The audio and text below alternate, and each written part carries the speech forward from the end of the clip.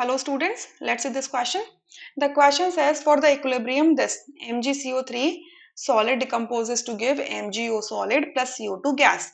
Which of the following expression is correct? कौन सी expressions correct है? ठीक है, ये मैंने reaction को highlight कर दिया है. ठीक है, तो पहले में लिखा है Kp is equals to pressure of partial pressure of CO2. अब देखो केपी का मतलब क्या होता है, चारों ऑप्शंस के अंदर केपी लिखा हुआ है. केपी का मतलब होता है पार्शियल सॉरी केपी का मतलब होता है equilibrium constant in terms of partial pressure.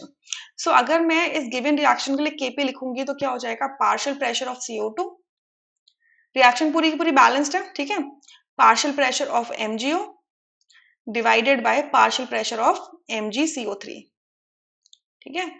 अब सिंस कि MgO एंड MgCO3 सॉलिड है, जिस वजह से partial pressure of MgO is equals to partial pressure of MgCO3 क्या हो जाता है, 1 के इक्वल होता है. यूनिटी, क्योंकि सॉलिड है हम ये बोलेंगे कि रिएक्शन के दौरान इनके पार्शियल प्रेशर में कोई चेंज नहीं आएगा. क्लियर.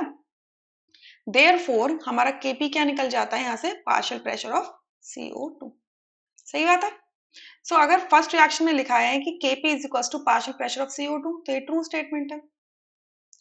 सेकेंड में लिखा है partial Kp is equals to concentration के टर्म्स में लिख दिया. जब बिग ब्रैकेट्स लगा देते हैं तो कॉन्सेंट्रेशन हो जाता है. Concentration of MgO concentration of CO2 divided by concentration of CO3. तो ये गलत हो जाएगा, यहाँ से ये फॉल्स है. थर्ड में Kp जो लिखा है वो लिखा है partial pressure of MgO multiply partial pressure of CO2 divided by partial pressure of MgCO3. अब यहाँ पर ये मेंशन नहीं किया गया कि भाई MgO और MgCO3 अगर सॉलिड है तो उनके पार्शियल प्रेशर की वैल्यू यूनिटी रहेगी, तो अल्टीमेटली Kp क्या होगा, पार्शियल प्रेशर ऑफ CO2. तो ये भी फॉल्स हो जाता है अल्टीमेटली. ठीक है. और फोर्थ में क्या किया है, partial pressure of MgO and partial pressure CO2 को ऐड कर दिया गया है. पॉसिबल ही नहीं है, कभी ऐड नहीं होता इक्विलिब्रियम कांस्टेंट में. ठीक है, तो ये भी फॉल्स है. सो इसमें जो करेक्ट एक्सप्रेशन है वो है first, rest expressions are incorrect. I hope you understood this question really very well. Thank you.